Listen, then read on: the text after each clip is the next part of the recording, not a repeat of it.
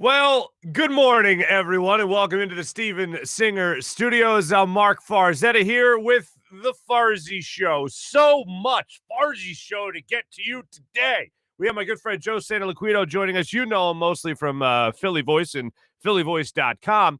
Joe wrote a little story a couple of years ago about Carson Wentz that I will describe as the first domino to fall in the behind-the-scenes look at Carson Wentz and what he was doing to the Eagles locker room, what he was doing to the game plan, what he was doing to the playbook, what he was doing at the line of scrimmage. And it really showed the first little speck of light, little shimmer of light on what was going on behind the curtain in the Eagles locker room with their one-time franchise quarterback. And after that domino was tipped, everything really started to go downhill for Carson Wentz and the Eagles. Getting that look at what was going on between him and his teammates and the way he could alter things at the drop of a hat, it really let people know who exactly Carson Wentz was. And to Carson Wentz's credit, there was a time there where he responded to that criticism and tried to turn things around the other way. It didn't last very long, nor did his health last very long. And then he reverted back to his old ways. And a lot of that obviously goes on Carson Wentz's shoulders. A lot of that goes on Doug Peterson's shoulders for being the head coach that let that happen. And then a lot of it also goes on the owner, Jeffrey Lurie's shoulders for being the guy that was at the top of the food chain there that allowed his young quarterback to do basically whatever he wanted. Joe Santoliquido went through a lot after here's what we know. He went through a lot after posting that story. After that story went public, I know a lot of Eagles fans at that point in time weren't exactly on the get Carson Wentz out of town bandwagon that they were on most recently. At that time, it was the first story that really criticized the Eagles' young quarterback. And Joe will be on with us to talk about what people put him through after that. He'll be there to also he'll be on with us to also talk to us about what Carson tried to do after the article came out and basically how we got to where we are right now. And I believe the main reason we're in, at least the first reason we're in the spot that we're in right now searching for another franchise quarterback, hopefully after Carson Wentz, whether that's Jalen Hurts or whether that's somebody the Eagles are going to draft or trade for. There's a lot to get to there. And I believe the first domino that was pushed over was the Joe Santoliquito article that let us all know, wait, it's all not Camelot there at the NovaCare complex. So we'll get to that conversation, plenty of that conversation to get to with my friend Joe. Here's what I know. Joe's a conversationalist. So this might set a record for our longest interview in this show.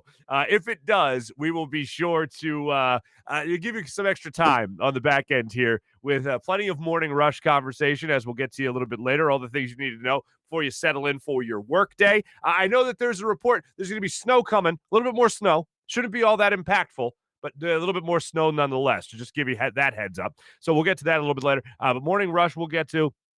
We got some big bets coming your way a little bit later, and we got plenty of conversation to get to with what went on with our Philadelphia Flyers and our Philadelphia 76ers over the weekend. Let's work backwards. All right, let's start with the bad stuff. The 76ers took on the Toronto Raptors. The Philadelphia Flyers took on the Boston Bruins. On this very program, we had our friend Riley Cote on a couple of weeks ago after they had lost back-to-backs to the Bruins. And Riley Cote told us it's very simple. The Bruins are in the Flyers' heads. So let's go to a very peaceful, beautiful panoramic view of the gorgeous Lake Tahoe and see how it goes. Oh, it went terrible. It went really terrible. It went so terrible, in fact, that Carter Hart got pulled, and you also allowed the Boston Bruins to score 3 goals in about 90 seconds. So, yeah, it went bad. It went real bad. Now, let me just say, before we even get to the overall play of the Flyers, which was just awful, and I know they're still shorthanded with COVID and COVID protocol and all that stuff without their captain, Claude Giroux, and a whole slew of other players. So let's just get this straight. I think I'm okay on the day outdoor games. Like, I think I'm good on that, especially with all the shadows that were across the ice in the first period. It was the first time I looked at an outdoor game and I went, this doesn't look good. Everything else looked great. And then the Flyers tried to play hockey, and that looked terrible. But everything else looked great. But whatever was going on the ice looked awful from the play to how the shadows affected the game and affected my viewing pleasure of the game. The glare was terrible. I was not a fan of this particular outdoor game. The later it got, the better aesthetically it got in terms of just overall watching a hockey game on television outdoors. But in terms of the play from the Flyers, it just continued to get worse. So it left a lot to be desired as far as I was concerned. And the Flyers, they are simple. It's simple. The Bruins own free real estate in their head. They live rent free in the Flyers' heads right now. And even being shorthanded with protocol, COVID protocol, and all that, this has happened time and time again against the Bruins. And Pasternak, I think he's got cheat codes against the Flyers. I don't know what it is, but it seems like now every time they play him, every time he plays the Flyers, it feels like he just has their number time and time again, whether that's in the early goings and being able to beat Carter Hart or Brian Elliott, whoever is in net. He just seems like he has an easy pathway to the goal every single time. So I was not impressed, and I don't think anybody was impressed with what they saw from the Flyers yesterday. And Carter Hart, concerning. Of course, not every goal was his fault by any means, because Brian Elliott got beat too. But there were some goals there that I don't know if they're playing indoors, then maybe Carter Hart has a better chance. But it looked like the cold was getting to him. I'll tell you that much. It looked like he was getting tight in net. One example was the shot that beat him just by a quarter of an inch. And granted, hey, there was one small spot you could put that puck, and the Bruins put that puck in that one small spot, and it was over his left shoulder. And it just looked like he wasn't quick in reacting. Another time, he had a long view at a shot coming in from the point, and he just couldn't react in time to get it. And I think that was the 5th goal he allowed in that game. So by that point, you're already thinking, man, this isn't going to go well. So Flyers left a lot to be desired. Hopefully, they're able to bounce back. I believe they have the Rangers coming up in a couple of days, tomorrow, as a matter of fact. And hopefully they can bounce back in that game against the Rangers. As far as the Sixers go, to work backwards again. Sixers taking on the Raptors last night. They shot 39% from the floor, the Sixers did. Doc Rivers came out after the game and said, hey, we had some looks. We just weren't hitting the shots. Well, the Raptors tried doing some different things defensively. Every single time Joel Embiid was getting the ball wherever he was, three-point line or the post, not just in the post, but the three-point line, you would always see another defender. And I know Jim Lynam, Coach Lynam, pointed this out in the post-game show as well. But if you watch the game, you saw the same thing throughout. Every single time he got the ball, there was another man sliding over to him. Maybe not immediately, maybe not instantaneously as he got his hands on the ball, but you saw as he started to work his magic, as he started to ball fake and move around, you saw somebody start to slide over to him and try to get him, try to double team him. But the Sixers had 39%. Just for perspective, the Orlando Magic are the worst field goal percentage team in the NBA. And they shoot 43%. Sixers shot 39% last night against the Toronto Raptors. That's how bad it was. Tobias Harris had an off night. Joel Embiid had a lot of shots for not as many points. He barely got to 25 points again, but at least he got to that number, whatever. But Ben Simmons was the leading scorer with 28 points. And Ben Simmons has turned it on, at least from the free throw line as of late, and he hasn't been afraid to get to the line. But those are some overall stats looking at the game. But what I felt was really the end-all, be-all of this game, aside from just a simple statistic like shooting percentage, man, you can't allow an 18-0 run in the first quarter if you're the 76ers against anybody. And they allowed that against the Raptors. And then you can't turn around and end the game by only making 2 field goals in the final 8 minutes and 48 seconds. Dwight Howard hit a layup that tied the score at 91 with 8 minutes and 48 seconds left. They didn't score again until about a minute left in the game. They didn't get a field goal again until about a minute left in the game. Tobias Harris hit a little jump shot. That was the first field goal they had since that Dwight Howard shot. So 2 field goals the final 8:48 of that game. That is pathetic. They tried to go with Isaiah Joe, getting some more looks for him. Fine. Doc Rivers tried changing it up a little bit, trying to get some defense. They just didn't have it last night. And you don't ever want to say that about a team. Oh, they just didn't have it. But this is sports. Sometimes, you just don't have it. Sometimes you can't throw the proverbial ball in the proverbial ocean, but that's what happened. They can't win. I don't know what it is, but they continuously get their. I just said it about the Flyers. The Bruins are in their heads, just like Riley Cote told us. Well, when the Flyers are in Toronto playing the Raptors, they are owned by the Raptors. And last night was the perfect example of that. Continue to work backwards. Oh, they'll have another shot to go up against the Raptors in a couple of days here. So hopefully that they're able to bounce back against them and get a victory for themselves. But again, as we can do work backwards, let's mention this. A 50-point game from Joel Embiid over the weekend on Friday. That was some fun basketball. That was the antithesis. That was the perfect example of why Joel Embiid is masterful. And I know that didn't happen last night, and I hate to even bring it up, but I got to bring. If somebody brings up a 50-point spot, if somebody puts up 50 points for the first time since Allen Iverson 16 years ago, then yeah, it's going to get mentioned regardless of how they played against the Raptors the previous night. So I every time I watch Joel Embiid, I just become more and more amazed of what his arsenal is. And I don't know if I've ever seen, and I know he always gets compared to Akeem Olajuwon, and I think that's fair. And I certainly got to see Akeem in his prime and all that. But this is even different. The 3-point shot, the pump fake on the perimeter, being able to take the ball, being the inbounder, then being able to get the ball back at your own foul line, essentially, and then take it the rest of the way, coast to coast, and finish with a Euro step. Like, that is masterful. Like, that's the type of, like, that's what he brings to the table every single night, at least that ability. Now, sometimes he's going to have games like he had last night where it seems like he's got to do the old Allen Iverson where he's got to shoot, 20 times for 20 points, it seems like. But knowing that athletic ability is in your center, it's tough to say he ain't the MVP of the National Basketball Association because he has been the best player in the NBA this year. And I know some people put out some analytics with Joker leading the pack right now. Man, this guy does so much for this basketball team and has done so much for this basketball team over the last couple of years that you just have to marvel at it. And I'm not saying Joker's some scrub and it's not even close and Joel Embiid is running away with it because he's not. Objectively speaking, from a national perspective, he's not. But watching him every single night the way we do, how do you look at anybody and go, oh, no, this other guy's better. This other guy's more valuable than Joel Embiid? Yeah, no. Watching that 50-point game was the perfect reason. And then also to get 17 rebounds along with that. I mean, it was just a dominant performance for Joel Embiid, and you'd love to see it, as a matter of fact. And you love watching his game continue to grow.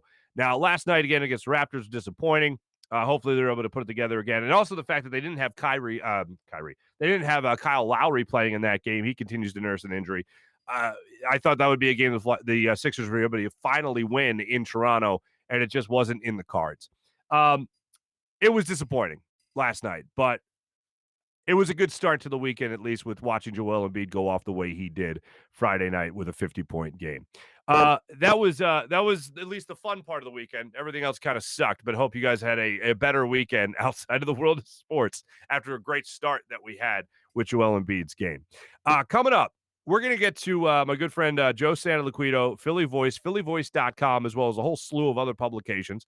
And Joe will walk us through what went behind his first article, the in-between from that article to now. And Joe, just a couple of weeks ago, put out another article that kind of followed up on what the first article was talking about, all the behind-the-scenes workings of Carson Wentz as he related to his teammates in Philadelphia.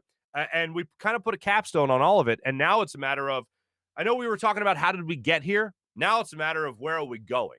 And Ron Jaworski had an interesting little tidbit over the weekend. Before we get to Joe, I'll mention this. And he talked about bringing in a guy that is wildly streaky, but a phenomenal teammate and a great backup quarterback. I mean, we talk about Nick Foles as being a great backup, and I think it goes without saying when you're a Super Bowl MVP. But Ryan Fitzpatrick is an interesting name to me. And I know some people, like, I don't know why people roll their eyes at Ryan Fitzpatrick. If you're talking about bringing in a backup, why not make it Ryan Fitzpatrick? If you're not going to get Nick Foles, why not Ryan Fitzpatrick? And I love the idea. And if the Eagles are going to kick the tires there, make it happen. I mean, one of the things that I really appreciate about Ryan Fitzpatrick is the type of teammate he can be. And whether that's a guy going to Tampa to be a backup quarterback with Jameis Winston on the roster, and whether that's a guy going from one team to another to be a piecemeal starting quarterback, he can be that backup guy. Like, look what he did with Miami this past year. They finally make a decision to go to Tua, and he's like, yeah, this sucks because it's still I felt like it was my team, but I'm going to do what I can. And the next thing you know, he's wearing like the stupid, goofy short shorts at practice to make guys laugh in honor of another teammate who wasn't there. Like, that's funny. That keeps the locker room light.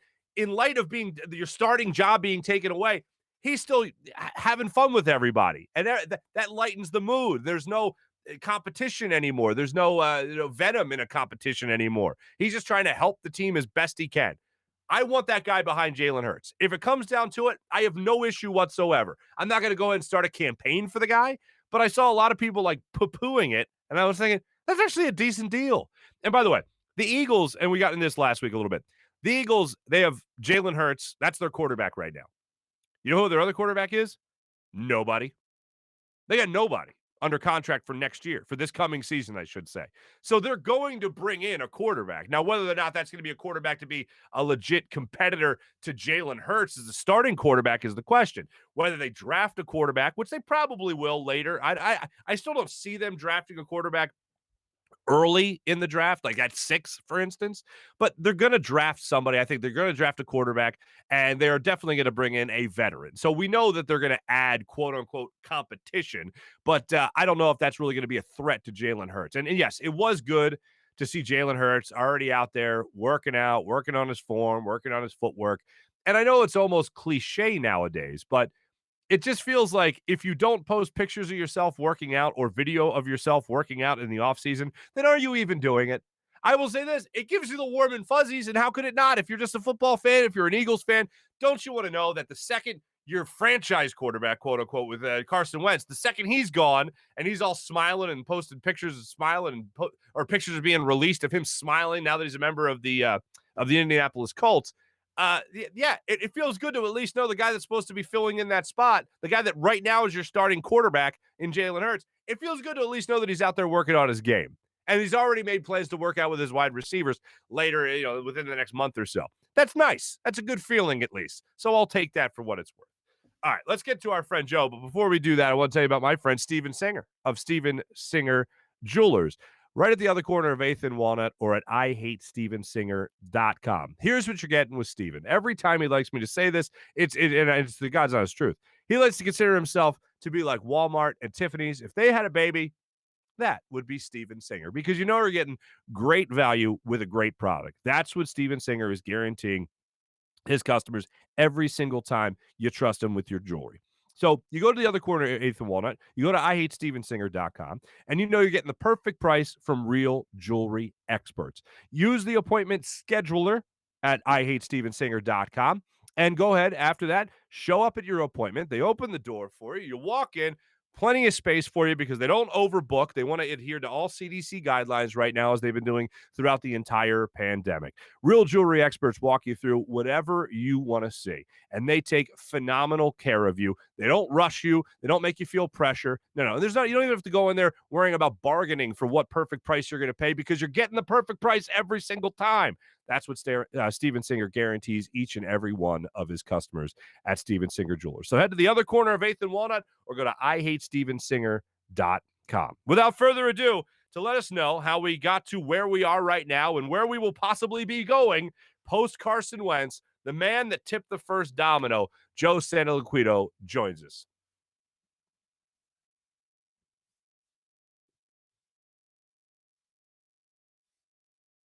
On the Zados Investments guest line, my good friend from Philly Voice and about a million other publications, Joe Santoliquido, joins the show. Joe, how you doing, man? I'm doing very well, Mark. Thanks for having me. Absolutely. How many publications you write for now? Around 12. My friend can barely write one article for anybody ever. So I want to talk about a couple of articles that you have written, and they do center around Carson Wentz, and I appreciate you coming on the show here to talk about this. The first thing is to set the scene for Eagles fans.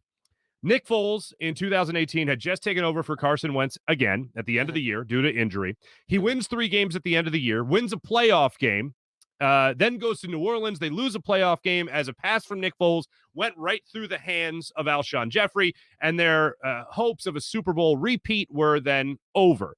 A mhm. couple of weeks later, an article comes out on phillyvoice.com written by you, sir. Ah! And, and I know that that changed some things for you. Now, first It off, did.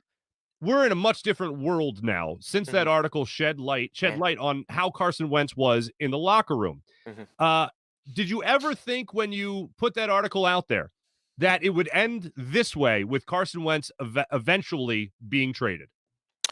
Honestly, no, I did not. No. I thought that Wentz I know for a fact, we know for a fact, everybody knows for a fact, Wentz read the story, and he was trying to put the pieces together as to who possibly spoke to me. And again, I've said this privately to you, I've said it publicly, that Wentz took what was said to heart, and he tried to, he was accountable for it. And people seem to forget this, that he did not push back against it. People seem to forget this, that he said, I believe his direct quote was, I'm not going to turn around and say it was made up. I'm not going to do that. And that was his direct quote. People seem to forget this, that he said, he admitted, yeah, I can be selfish. I could have been a better teammate. He seemed to, at the time, take accountability for some of his shortcomings.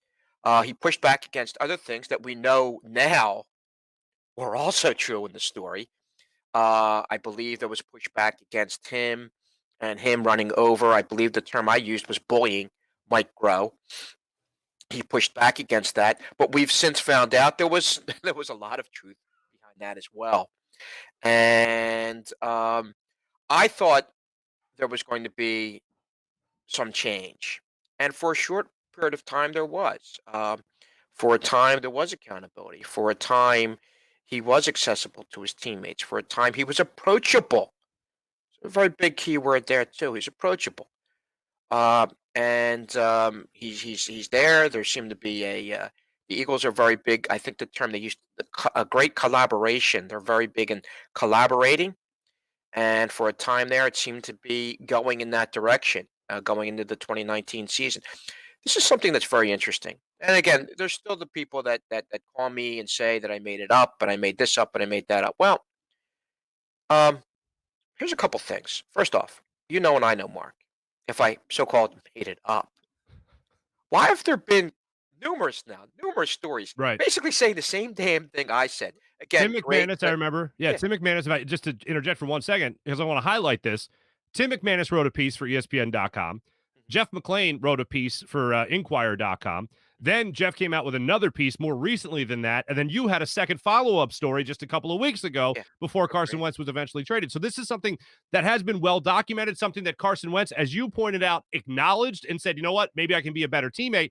And then apparently looked in the mirror a little bit after your first article came out and said, all right, how do I be a better teammate? And then apparently there was a response to that from Carson. Mhm. Yes, yes, there was. I think the initial story, which again was the first story ever, and think about this too. This was the first story ever that questioned him, ever, Oh, yeah, at the high absolutely. school level, the college level, and certainly at the pro level. And but I will say this, and I have to say this, and I got to be fair about this. The first person that knew about this before I even knew about this. Now I heard inklings and I heard things here and there, but the first person that really knew about this, in fairness to him, was Marcus Hayes. Marcus told me a story privately, and he gave me permission to speak about this on various things I've been doing, various media outlets I've been doing since that time. And I can reveal this because Marcus now has revealed it. But in the summer of 2018, going into I'm sorry, yeah, the summer of the 2018 season, going into that, going into the season after they won the Super Bowl. So this is when we'll call it August.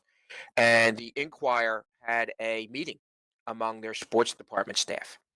And the meeting was getting together and divvying up what we're going to do, what are going to be our assignments for the Eagles 2018 season preview. Again, coming off the Super Bowl season. Now, this is the season in which Wentz has now returned after the knee injury, and they were looking for ways to deify Carson Wentz. And Marcus said, we're saying this and we're saying that about Wentz. We're deifying him. Okay, that's fine. But Marcus brings up the point that if I remember this correctly, Marcus was like saying, "Wait a second, I'm hearing some things that might exact not may not exactly fit into your narrative here. I'm hearing some things that he may not be the exact ideal employee." I think Hmm. is the term Marcus used, the exact employee that people think he is. He's a little bit different, maybe a lot different than what the public perception of him may be. And basically, Marcus was shut it down, and yeah, I don't see that. I don't see that side of Carson Wentz. And I don't see this, and I don't see that. And You this is know, and something they you and Car basically, I'm sorry, this is something you and Marcus Hayes have already talked about yeah, oh yeah, publicly. Yeah. yeah, yeah. Marcus has mentioned this to me publicly. Marcus went on other media with this, but this is something Marcus and I discussed during this past season. Wow. And when this came out, and I and again, obviously the Wentz stuff started to brew back up again, and him being pulled, and now suddenly again, I feel like the Pacino character in Godfather 3. Just when I think I'm out, he trapped me back in. But so here, Marcus and I got into speaking, and I remember the first, I think it was an ESPN national radio hit. Someone had asked me to go on. It was someone that I knew, and like obviously you, I'm only going to go on with people that I know and people that I trust and people that had my back. 2 years ago when I was called a lot of different things. But here's the deal. Marcus and I got done. We spoke about this, and I said, listen, I'm about to go on this thing. And I'm going to give you your props. I said, do I have permission from you to go public with what you just told me? He says, yeah. So the deal is this. Marcus goes through these things with the Inquirer and Daily News staff, and this is for the 2018 Eagles season preview. And again, Marcus gets shouted down. But Marcus says something very interesting to the crew here. Someone's going to write about this, and we're going to look like a bunch of fools when it does come out, if it does come out. We're not going to look very good, you know. But Marcus was the first to be really kind of on top of this. As you know now, the story with me is I came by this by happenstance, Mhm. walking out of that Sunday night game, early November of the 2018 season. And I came out and I walked out through the Link garage doors, and I came across the whole position group walking out. And again, as you know the story, and I've told it now, I feel like a million times, is I made the comment, Mike Rowe is really bleeping this. Well, it's a children's program, so really messing this. He's really messing this thing up. Right. And as you know, again, the story is just these guys all, Joe. It's not Grow, it's Wentz. And again, this is something where again I was accused by people that again just don't know. Mark, again, you're in the business, you know the media as well as I do. You don't know things unless you're told things. Right. And that first week, after the Dallas loss that Sunday night, I was told things, and then I got fed a little bit more, and I got fed a little bit more, and then suddenly, I'm thinking to myself, there's some things here, and it started to get me going, and started to get me thinking. And here, I presented it to Matt Mullen, and I presented it to Evan Macy, the Philly Voice sports editor, and as they say, the rest is history. Right. The confirmation came from, and again, we're quite a bit of the bones are buried. It came well, even up until Mark, even up until the week of that story being posted. This is the clean out day. This is Monday, January 14th of 2019. And again, I get accused of certain things, but as my numerous cop buddies say to me, you're remarkably consistent with this story. Well, why? Because I have something very powerful in my hands. And that's the very tape recorder I'm looking at over here next to me that has a lot of familiar sounding voices on them. I had the powerful ally of the truth on my side. And I had the power of 8 guys on that offensive side of the ball that were telling me remarkably consistent stories. But again, it goes back to something that you and I had discussed numerous times. I was literally standing a foot behind Carson Wentz, as if you remember, and I think you were there. You were there that day when he addressed the media, Monday the 14th, the day after the Saints divisional playoff loss.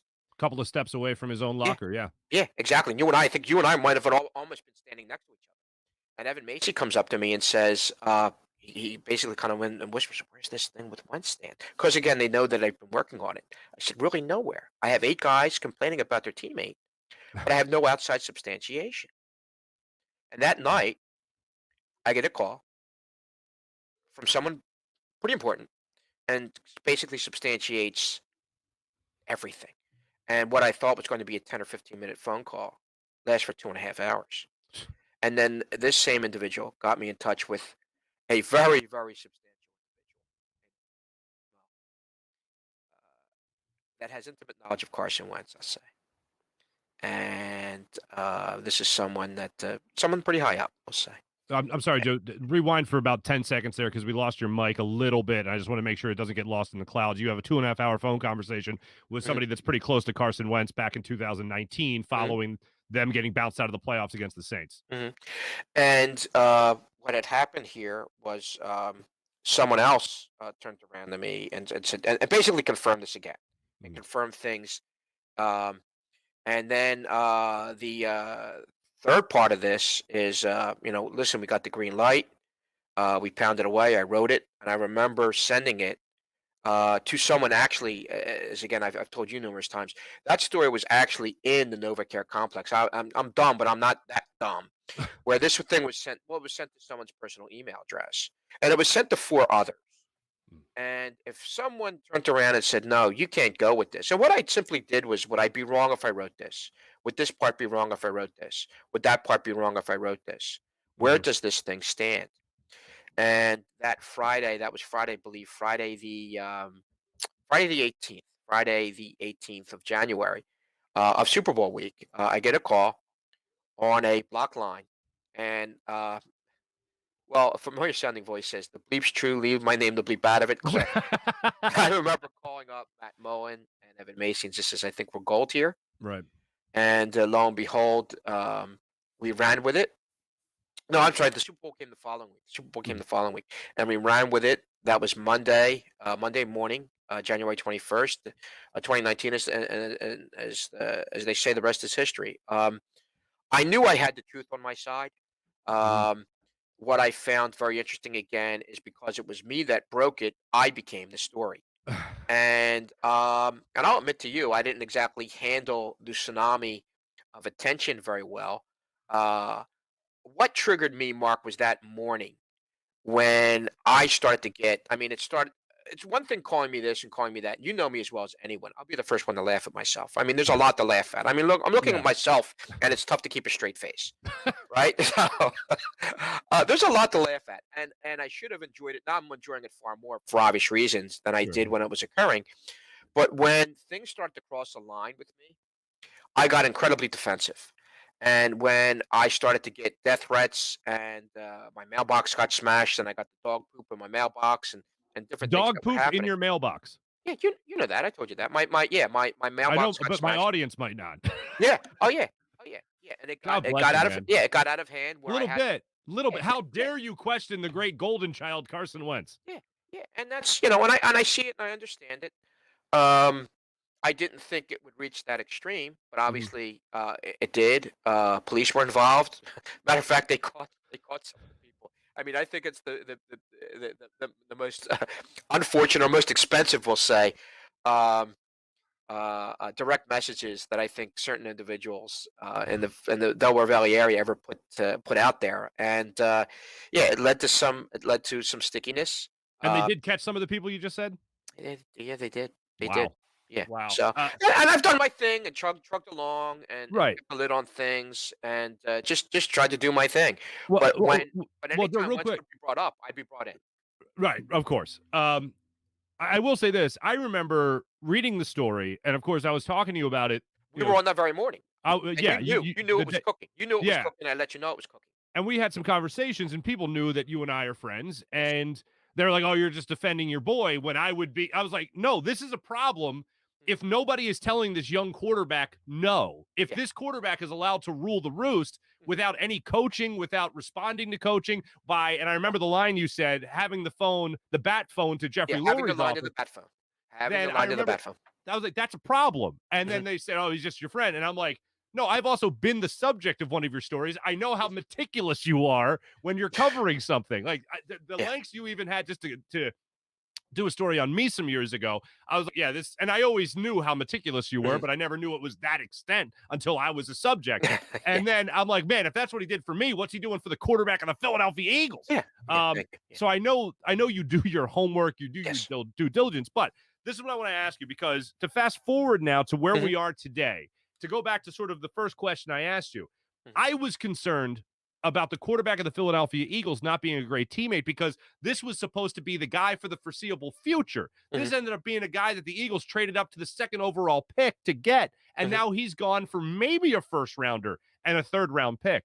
So this could not have ended more poorly. You mentioned a little while ago that Wentz responded to the story, responded well, Yes, he took the did. criticism, At time, yes. and Yes. then why the reversion back to sort of I want to run what I want to run? Because you also wrote a second story that came out a couple of weeks ago on Philly Voice, where it kind of highlighted some things where it wasn't a matter of Carson changing plays to just because he hated Doug's plan. He just changed plays because he didn't respond well to the coaching at practice.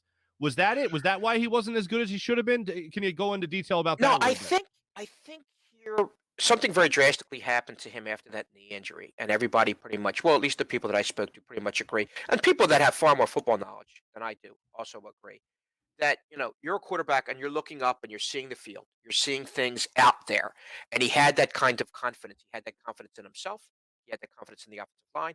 He had that confidence in the receivers and the running backs. He had the confidence in everyone around him, and suddenly he gets a snap, and his eye level drops. His eye level drops now suddenly drops to the line of scrimmage and seeing these guys coming at him instead of looking up at the field, seeing the field the way he should have seen the field. Carson Wentz is a highly intelligent young man. Carson Wentz knows knows defenses, opposing defenses, and knows how to read those defenses. But when you turn around and you lack confidence in yourself, you lack that confidence to turn around and try to fit that ball in tight windows. When his buddy at the time is not 86 accurates. Um, that starts to turn around and have serious effects. If Mark, you remember, I believe it might have been the 2018 game. I know the opponent. I know the opponent was the Minnesota Vikings. And do you remember the Eagles are making a? As a matter of fact, it's the 2019 season. It's the 20 or no, it was the 2018 season. It was Was the this the 2018 back season. injury? Yeah. This is the back injury season. Yeah. Yeah. But this is the 2018 season. Yes. And you remember this is a very specific play where the Eagles had knocked out the Vikings the previous year Mm-hmm. in the AFC Championship at the Link, where the Eagles absolutely destroyed the Vikings. But the Vikings come into the Link and beat the Eagles, and the Eagles are driving. This is late in the game, and Wendell Smallwood hooks out and is completely wide open in the flat in the red zone. Yet Wentz looked at Ertz in the end zone, and he's triple covered. And I believe, if I remember correctly, I think he may have even thrown an interception, but there was a flag on the play. Eagles get the ball back. They do score. Again, they make a late run, but the Vikings had won that game. And again, this is the 2018 season, the season after the Super Bowl. But that speaks volumes. That speaks volumes in terms of Wentz's reliability, over reliability on Ertz, and that speaks of how he may have seen and viewed other things on that field. Now, this is what was happening between Wentz and Peterson. Peterson gave him incredible latitude on the line of scrimmage, especially on third downs. And what Wentz would do is he'd call the formation and then reach the line of scrimmage. And then he had the freedom, and Peterson gave him that freedom to call the play at the line of scrimmage. Again, his call. I mean, this is what we'd like you to do, Carson. Your call whether or not you'd want to change the play, whether to put you in the best advantageous position as you can, whether to put the offense in the best position you can to exploit what you see. And what was happening here, especially this season, was his ability or his inability to turn around and see things the way Carson Wentz, in fairness to Carson Wentz, the way Carson Wentz is able to see the field. He wasn't making those. He was making mistakes. Basically, he was just making mistakes. He just wasn't seeing the field the way he should have. And we saw that, if you remember, we saw that in the second half of the Washington game. All right? Season opener. And it just, you're thinking to yourself, where the hell is he throwing the ball? Right. Right? Yeah. And I think this most recent season. Yeah. This Yeah. past season. So he's making mistakes. And from what I'm still hearing from folks that I'm still pretty close to inside that building is just like, Joe, he's making a lot of mistakes here and there, and continuously making mistakes.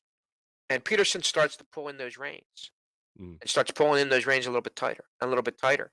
And as someone worded to me, which we used in the and I used in the February 8th story of Philly Voice that Monday, is that it's like dangling a shiny new toy in front of a child for 3 or 4 years. and then suddenly you're gradually pulling a shiny new toy away from the child more and more and more. So how's a child going to react? The child's going to react in a very petulant manner, yell and scream, "Ah!" Um, and that is the most simplistic way to put the situation that occurred between Peterson and Wentz. That uh, Doug could have done a better job. Okay. He could have done a better job. He could have had Wentz roll out more.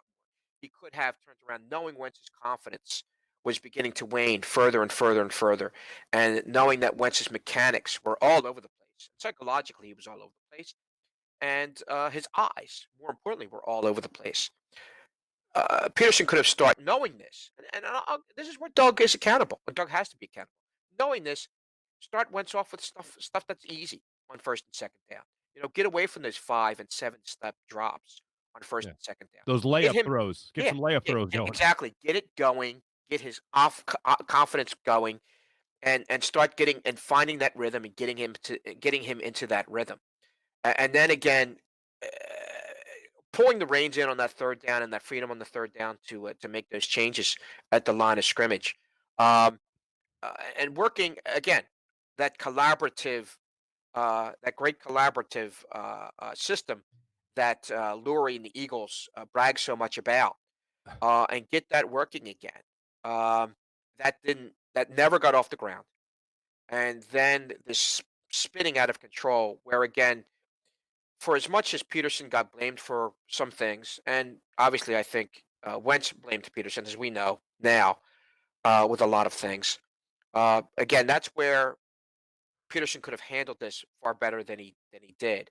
But it's still, Wentz's responsibility that here's a mature, intelligent guy. And yes, you heard me say that. Carson Wentz is well, I'll just say an intelligent guy. I still have some questions about his maturity. Hmm. We'll say a very intelligent guy that you'd think would be smart enough to turn around and look at himself in the mirror and just say, this is what can I do to make this better?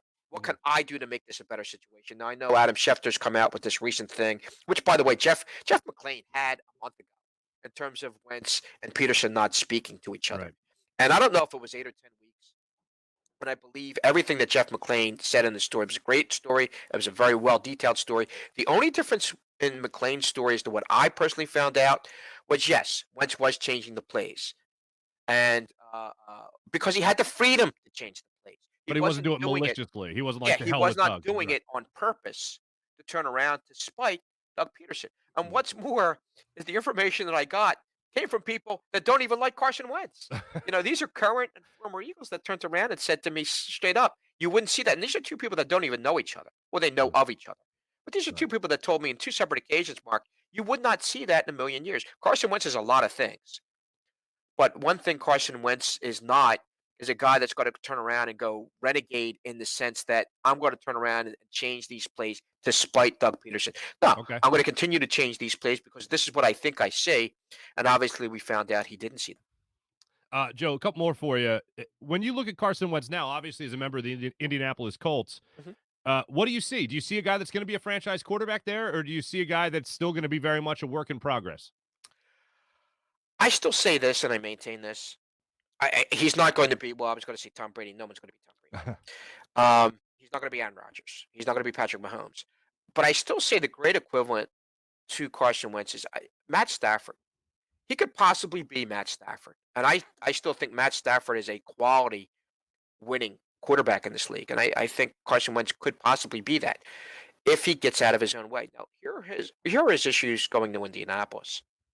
Yeah, granted, Frank Reich was this great comforting soul here in Philadelphia when he was here with Reich and with John DiFilippo and we know the good cop bad cop thing. Okay, but here's where Wentz is landing. Wentz is landing in a spot where Press Taylor's already there. We know, and we also know for a stone cold fact that again, no one wanted to hear this when I originally wrote it, but the fact is that Wentz and Taylor have an unusual relationship for a coach and a player. And as two people told me here within the last 6 months, that they've never seen anything like this, where the player is coaching up the coach.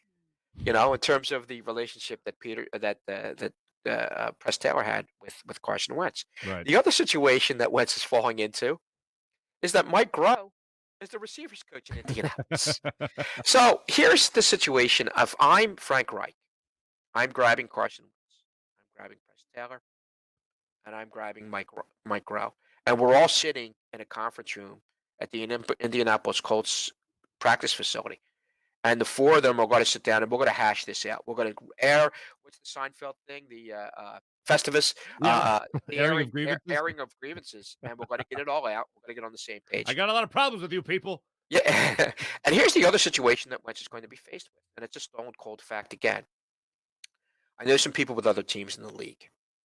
I know a number of people with other teams in the league at the coaching level, the playing level, and at the management level. And as they say, the word's out in the street with Carson Wentz that he is a bad act, that he has the power behind him of Ryan Tollner, who's his agent. And by the way, I find this very interesting and very curious, and I don't find it a coincidence. Ryan Tollner is the agent of Jared Goff. And look at the two biggest deals that have already taken place. Goff going from the Rams to the Lions, and dear beloved Carson here in Philadelphia going from the Eagles to the Colts. I don't find that a coincidence. And here where I don't want to come off as if I'm completely defending Harry Roseman, but Harry Roseman got the best deal he could get because no one else was interested in Carson Wentz. First and foremost, obviously, is that big crazy nut, that contract Right. that was lavished on the Wentz. And by the way, I mean the Eagles still tried to. They were convinced, we can fix this guy, and that fixing, by the way, came prior to this season, Mark. They were trying to turn around and do whatever they can to get this guy to where we think he can go. That's why they turned around and well, far more complicated things than they should have this past season by taking in all those offensive assistants and having a lot of people in Wentz's ear. That doesn't exactly help. But that's a sign, though. That is a blatant sign, though, that says, hey, we're trying to fix this guy. We're trying to do what we can, what's best for Wentz. Apparently, Wentz didn't see it that way. They lavished this huge contract on him. Apparently, that's something that Wentz didn't see either. They fired a beloved Super Bowl winning coach again for Carson Wentz, and apparently he still didn't see it that way. He still sees the world. He sees himself as, well, again, speculation on my part. I'm this great victim. You guys are picking on me. I don't. I want my candy and I want to be able to eat it too. And I not only want my candy, I want yours too. Let me ask you this, Joe. Was there any way to solve it? Was there any other way to resolve this issue? No. Yeah, Philadelphia, okay. Yeah, no. it was already it was necessary to break up. Yeah, and here what I gathered for the larger February 8th story. And again, kudos to Matt Mullen because he did an amazing job. He and we went through weeks of putting this together, and Matt was incredible. He did an amazing job with it. But what I found, and this is now both sides of the ball. This is both guys on offense and defense. When he turned around and the so-called trade demands came out, now he never reportedly came out and asked for the trade demands. No, he never turned around and denied those demands. Now, again, if you remember my original story, think about this. They called Carson Wentz in during Super Bowl week and handpicked, by the way, 6 handpicked reporters to deal with it. They didn't call Marcus Hayes in, I noticed. And I don't think they called Jeff McClain in. I think they may have, but I think Jeff was a part of that. Okay. But they certainly didn't call Marcus in. They didn't call Marcus in. And again, the embargoed story comes out Monday, February 4th of 2019. But think about this: if a number of close people said this to me, that if your story was BS, they might pay attention to it, even if he turned around and said fake news. I mean, for them to turn around and pay as much attention to that story as they did, gave it validity in itself. And then again, credit to Wentz, he did. He did take accountability for it. A number of different things in it, and you figured he would turn around and wise up. And they did this again for Carson Wentz. They did it. Let's set the record straight. We have an idea. We don't know exactly who Joe spoke to, but we might have an idea whether or not they had an idea or not. They know, Mark. They know I spoke to guys, and they know that there was an attitude that he was projecting in that locker room. And the reason why I went through all that very roundabout way of saying it to you is the fact that there was an issue there, and they wanted to stem that issue in the bud. And that was 2 years ago. That was 2 years ago. They would not have gone to those extremes to deal with this if they didn't recognize there was a problem. And why they recognized there was an issue is because they wanted to turn around and appease their quarterback. And again, we know, and I used the line numerous times to you privately, to you publicly, and right here on the line. He had the line to the bat phone. And what I was told that season I was working on that story, Joe, I'm telling you, he has more power in that organization than Harry Roseman and Doug Peterson. And I'm like, Wow. what? He says, yeah, Joe. This individual repeated it back to me. If he wanted to, he can get Roseman and Peterson fired. I said, what? Huh? Yeah, I'm telling you, he can get Roseman and Peterson fired. And then when it was repeated back to me that week that I was doing a lot of that reporting still and following up on outside. Now, this is outside the Eagles complex. And when I had someone very important in the NFL, and someone that knows a lot about the Eagles, who's in a very strong position of power today, with intimate knowledge of Carson Wentz, he says the same thing to me. And then yet a third person says the same thing to me. Wow.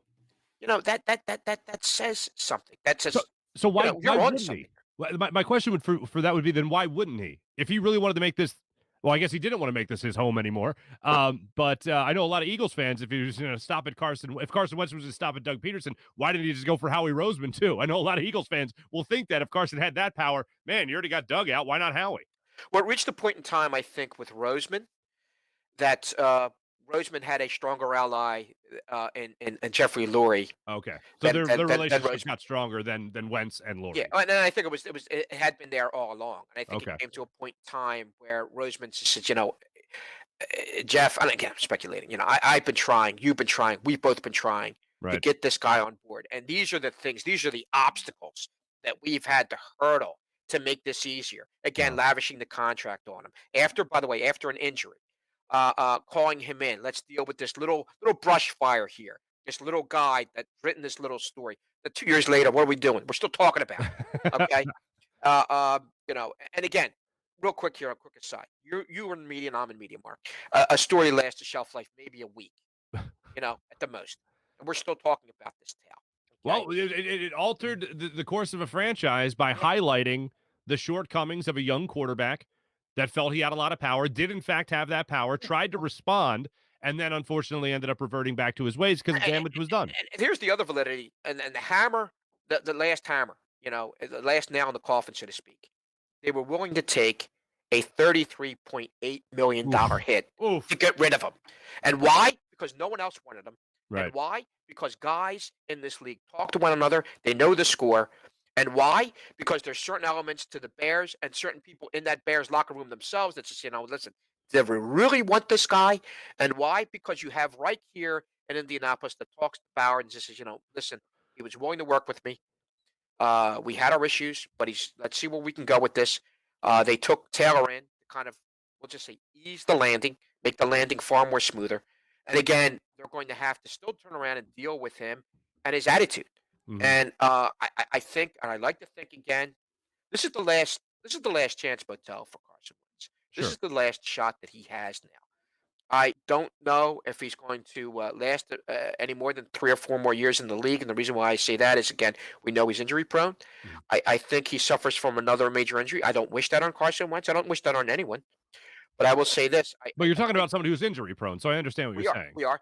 And I think if he does suffer another injury that leads to something like the pack pain he was in, and it was incredible pain. It was excruciating pain. Fractured. Yeah, absolutely. Yeah, and he still played with it. And I never questioned Carson Wentz's courage. What I've questioned is, again, his attitude, his ability to turn around and take direction from other people, his ability to turn around and to say, this is my side.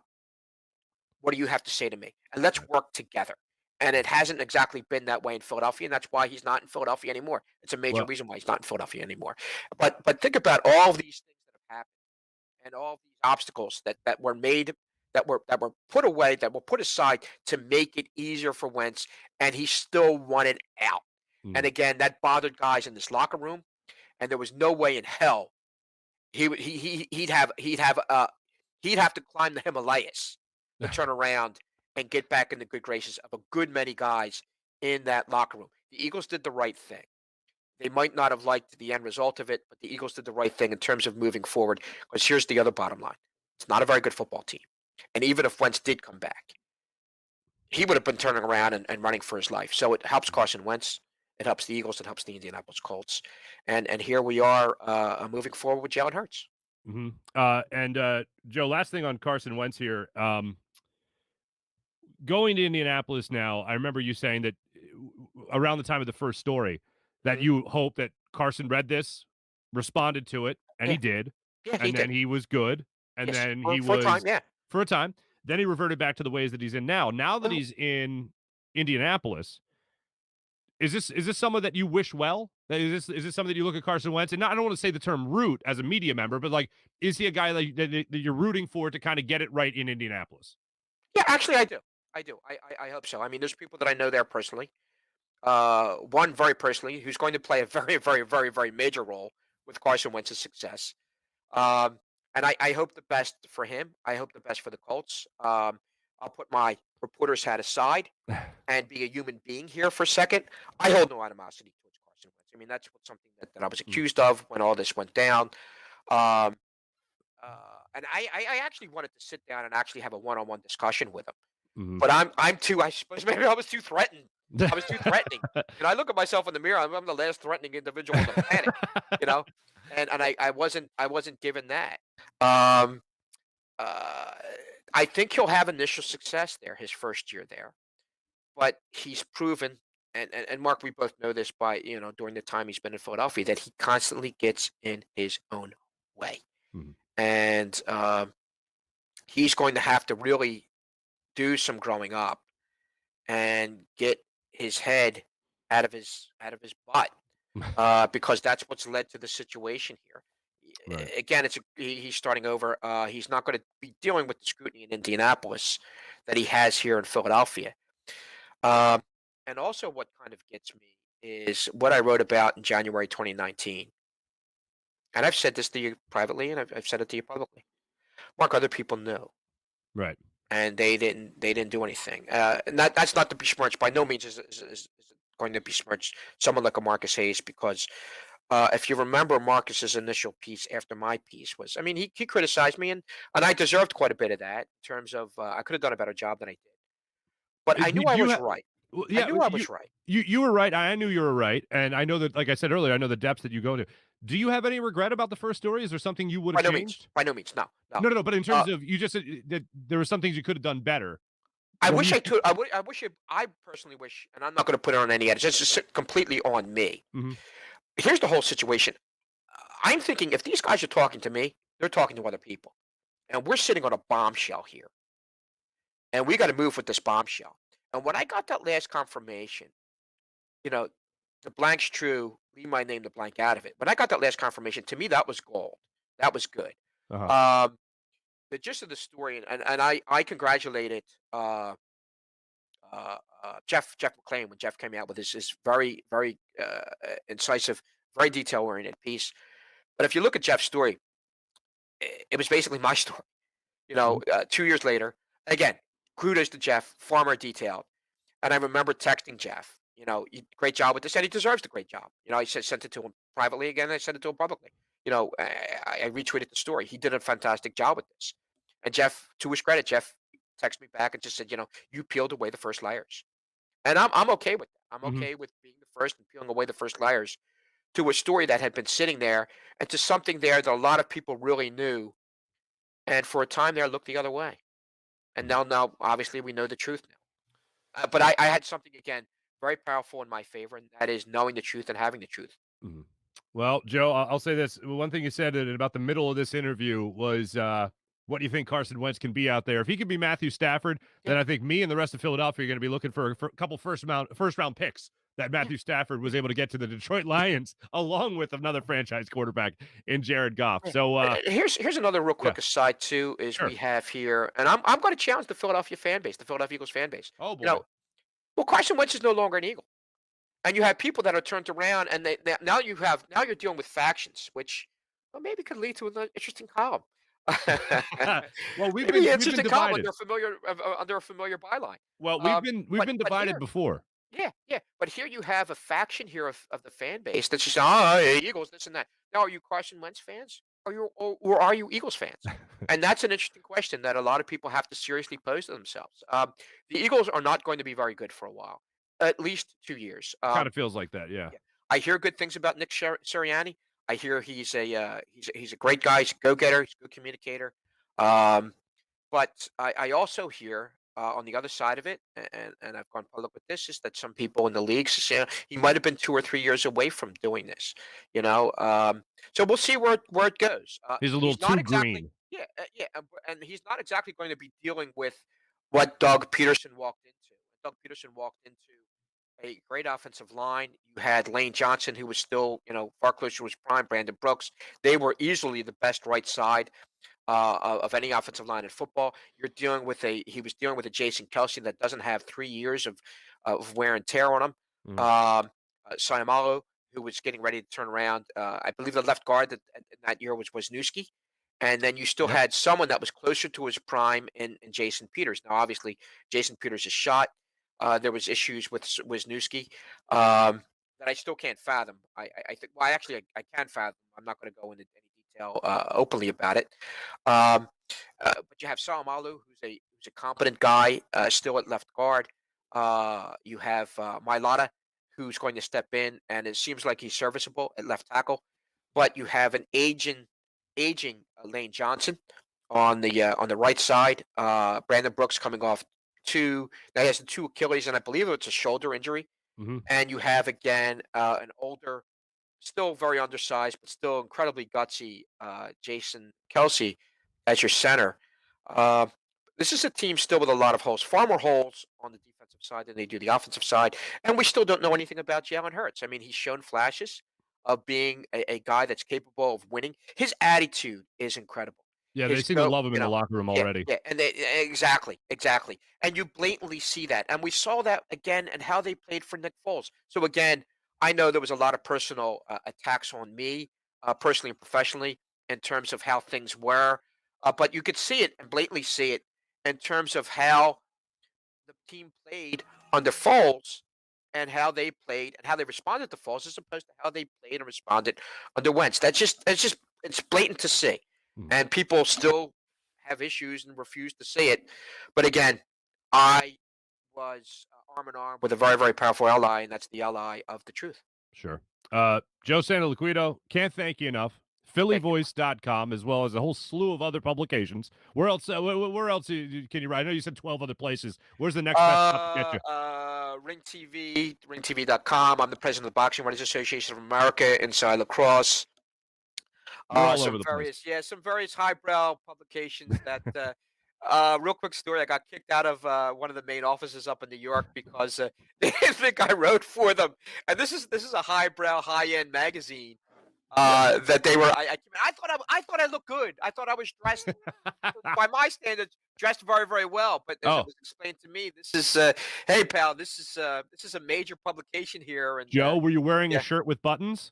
I was. You I had a nice were. shirt on. And I didn't have a tie on, but I had what I thought was a nice jacket, and my blue jeans were clean that day. And the woman thought I was a vagrant. She thought I was a well-dressed vagrant. You're your own man, my friend. Yeah. Oh my God. Yeah. So, but it's fun. I see her when I go up there, and we laugh, and I give her as you wear I give her the fist bump, and you wear a tuxedo T-shirt just to be smart. Joe, thanks so much for joining us, man. I really appreciate it. Thanks for jumping on with me. Always catch Joe's stuff whenever he's writing in any of his publications. PhillyVoice.com is where we can catch him a lot here in Philadelphia. Joe Santoliquido, thanks so much, brother, for joining us on the Zados Investments guest line. Thank you, Mark. All right, we'll get back to the second half of the Joe Santoliquido interview in just a second. Kidding. I wish we had a halftime in there. And I told you at the start of the show, Joe's a conversationalist. That's by far the longest interview we've ever done on this show. But I know Joe was kind of put through the ringer by everybody in Philadelphia after that story came out. So I wanted to make sure he got his chance to kind of give his side of the story.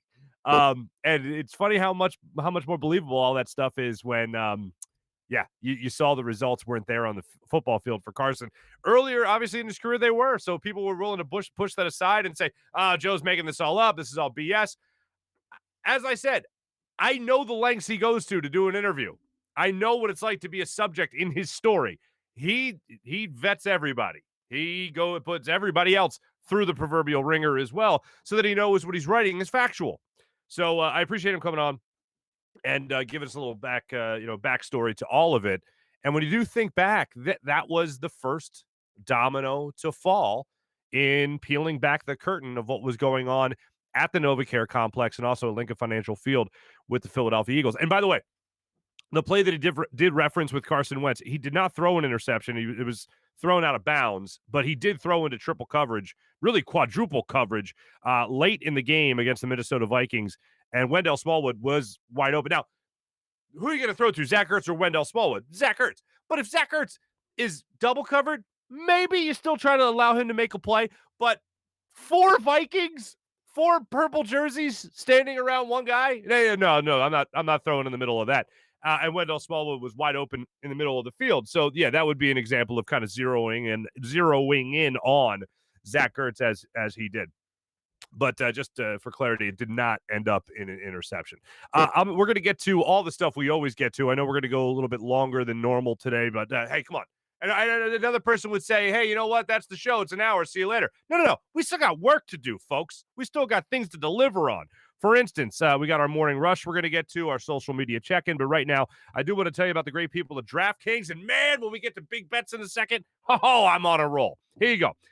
Not quite that time of the year for the madness that March always provides. But if you want to get in early on some basketball action, whether that be in college or whether that be the pros, download the DraftKings Sportsbook app, America's top-rated sportsbook app. They're giving all new players a chance to cash out $100. How about that? New customers can bet $1 on any team to hit a three-pointer in any basketball game this week. And if your team makes it rain, you can make it rain cash with $100. That's right. It takes one three-pointer being hit by your chosen team to turn $1 into $100. Does that sound like a no-brainer? Yeah, it does. You know why? Because it is a no-brainer. This slam dunk of an offer won't be around forever, so make sure you head to the App Store now, download the DraftKings Sportsbook app, and get in on all the action. If basketball ain't your thing, guess what? DraftKings Sportsbook has daily odds on hockey, soccer, and so much more. DraftKings has paid out over $7 billion to its customers since 2012, so they know a thing or two about big paydays. Download the DraftKings Sportsbook app now. Use promo code Farzy, by the way. Use promo code Farzy to get your shot to turn $1 into $100 when you bet on any team to hit a three-pointer in any basketball game this week. That's promo code Farzy for new customers to get a shot at 100-1 odds on any basketball team to hit a three-point shot, only at DraftKings Sportsbook. You got to love these kinds of offers. Must be 21 or older. Pennsylvania only. New customers only. Restrictions apply in partnership with Meadows Racetrack and Casino. Winning pays out in 4 $25 free bets. See DraftKings.com/sportsbook for details. Gambling problem? Call 1-800-GAMBLER. And how about our friends at Zados Investments? They're an up-and-coming luxury real estate development and investment company in the Philadelphia area. They design and develop top-of-the-line custom homes around the city, ranging from small single-family rehabs to ground-up new construction townhomes and condo buildings. These guys are great. Had a conversation with them last week. They are getting it done in the Philadelphia area. Zados also works closely with their private investor base to provide them with substantial returns on their investment, ranging from 20 to 40%. These guys are crushing it Philly right now in the real estate game. See some of their properties and learn how you can invest as well with Zados. Reach out to info@zadosinvestments.com or visit zadosinvestments.com. And finally, our good friends at Steak and Maine, which are also about to bring us our social media check-in. Steak and Maine, fine dining in the heart of Northeast Maryland. Whether you dine in a more upscale steakhouse or casual bar patio area, you will enjoy the highest quality of prime meats, fresh seafood, world-class oyster bar, and freshly prepared sushi. All you want, one place right there. All you need is to make sure you get a good wine pairing as well with Cavada Cellars wines. They are fantastic. The family right there, from their family to yours at the table right there. Tony Cavada, the man that runs the place, owns the place, does a phenomenal job there. Open for lunch, dinner, and Sunday brunch. Steak and Maine in Northeast Maryland voted #1 place for steaks in America by the Travel Channel and the Cooking Channel. Check it out for yourself. Go to steakandmaine.com for more information. As for our social media check-in, here's what I'm going to try to do with everybody, folks. I'm going to try to make sure I follow everything on YouTube mostly when it comes to the comments, and I'll make sure that I highlight some stuff from you guys so that we keep you guys involved throughout the show as well. James Tyler just says good morning. Well, good morning to you, James. Appreciate it. Kevin, if we draft a quarterback, I think that has to do with when I said earlier in the show that I think they're going to draft a quarterback. I just don't think they're going to draft a quarterback later in the draft, or excuse me, earlier in the draft. I think they're going to draft one later in the draft. Lionel says, crazy what Joe Santoliquido got from the article. Yeah, it is crazy to think. Like, I remember the time it wasn't that hard to believe that some guys couldn't like their quarterback. Like, what workplace is a place where everyone likes each other and everyone gets along all hunky dory? It doesn't happen. And to think an alpha male quarterback didn't know how to handle himself either during an injury or coming back from an injury or having the most pressure on him than any other athlete in Philadelphia sports history. Think about that. His backup won a Super Bowl. His backup won a Super Bowl. And everyone fell in love with him, and everyone did. And they still went with Wentz over Nick Foles. I would have done the same thing. I can't fault the Eagles for that. The vast majority of logically thinking people would have went with Carson Wentz because you knew what Nick Foles was. The lightning in a bottle guy. 3, 5, 6 games of just amazingness. Really, his second year in the league under Chip Kelly is the only sustained success that he has had for like a 10-game stretch. And to think, they left the field in the playoffs that year, and they had the lead. Nick Foles could have won a playoff game at home against the Saints, and then who knows what would happen after that. Well, it's history, so we can't go back to rehash it, but it does help you get to where we are right now. But to move on from Carson Wentz, or excuse me, to move on from Nick Foles, I think most people understand that's what they had to do. But to think back at that, if you're Carson Wentz and you're going to take over the offense after this other guy came in here and won a Super Bowl, and by the way, he came in the following year, and he had his struggles, and then it was Nick Foles at the end of the year in 2018 that got 3 wins at the end of the season, propelled them into the playoffs. But anyway, that's a conversation for a History Channel day. Taylor's also hitting us up, just fascinating but sad as to how Joe Santoliquito was treated and the reality behind it all. Nasty Knuckles. Great job, Nasty, and Riley Cote as well on their podcast. Bruins are in the Flyers' head. Yes, they are. You've highlighted that. You guys are correct. And also crazy how Wentz handled it in himself. Eventually, you're going to come around to what you really are.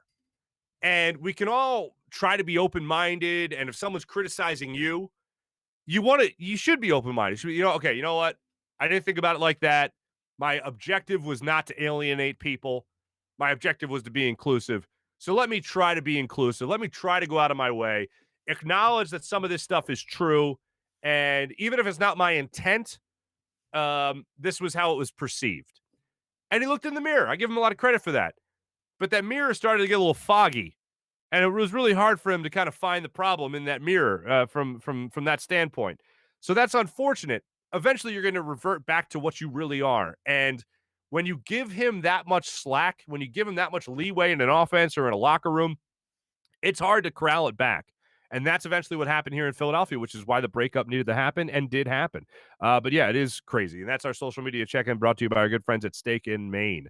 How about this? Our morning rush. We try to give you this to you every single morning. What you need to know before you get to the office. Let's start out with some scores here. The Nets beat the Clippers last night, 112-108. James Harden, 37 points. Harden, now I didn't realize this until recently. Recently, like within the last 2 hours. After the game, Harden, and it looked like there was a bit of a flop. I thought on first view, it looked like Kawhi Leonard kind of gave him the shiver, the forearm shiver right there to push him off. Upon further review, a little bit of a flop. Harden ended up drawing the offensive foul on, I think it would have been the game-winning shot, or at least the game-tying layup by Kawhi Leonard, and he drew the foul, amazingly, and Harden draws the foul. Nets go on to win the game 112-108. Like I said, Harden had 37 points, and now they're just on the Sixers' tails for first place. Still without Kevin Durant, by the way. The Celtics, they lost to the Pelicans 120-115. They went to overtime.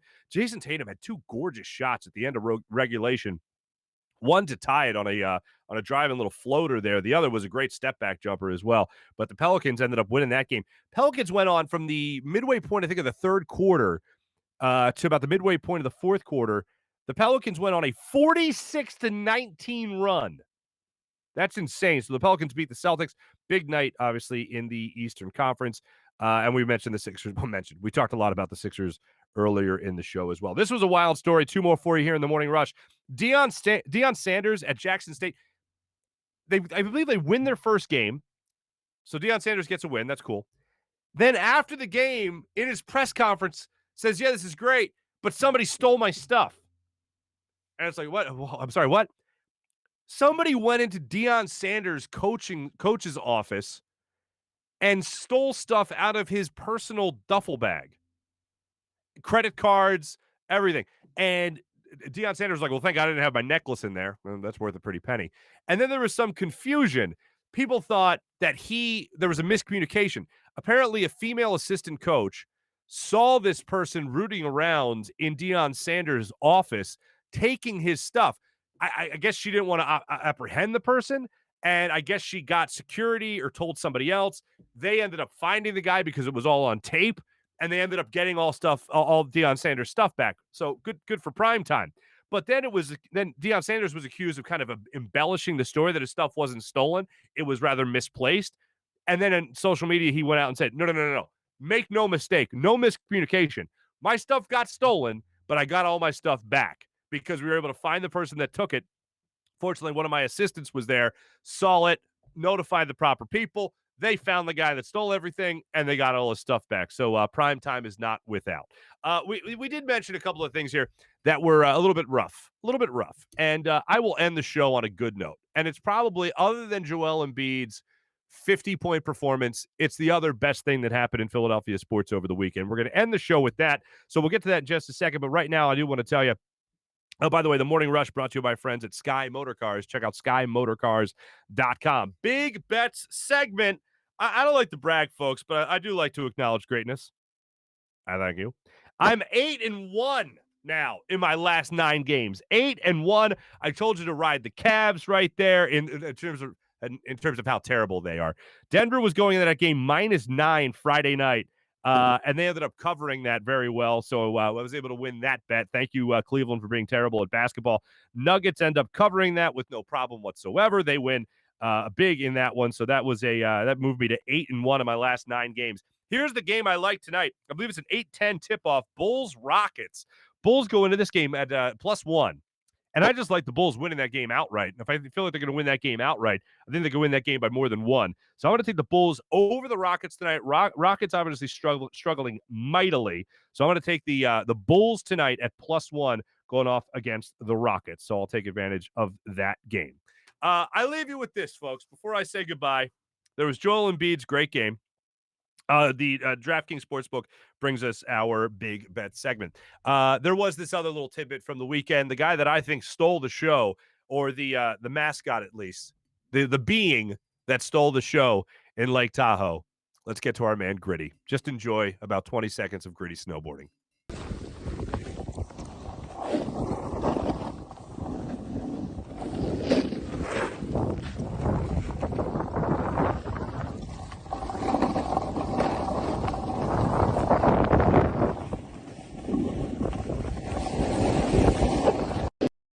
Yep, there you go. Hope you enjoyed that. Thanks for watching, everybody. Thanks for listening. You can check us out on YouTube, on Twitch, all social media platforms, on Twitter, so on and so on and so on. Thanks a lot. I know we went, we were like 20 minutes extra today. Look at that. We put the work in. Have a great day, everybody. We'll be back with you guys tomorrow. Thanks for watching. Thanks for listening. And make sure you hit that subscribe button as well on YouTube. Thanks, everybody. Have a great day.